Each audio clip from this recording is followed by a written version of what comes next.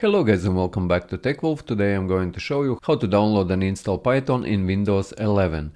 And to do that, open your browser and type in Python, hit enter, and you will see very first website, which will be python.org. Click into it. If you hover over downloads, you will see here all releases, but we need Windows as we are installing in Windows. So click on Windows and here you will see stable releases. Here we need a download, but Windows installer if you are using 64-bit. Click on this Windows installer file, it will download it to your computer. Go into your downloads and right click on this file. And here click on Run as Administrator. Then here in this window check in this Use Admin Privileges when installing py.exe, and here click on Add Python exe to pass and click here on Install Now.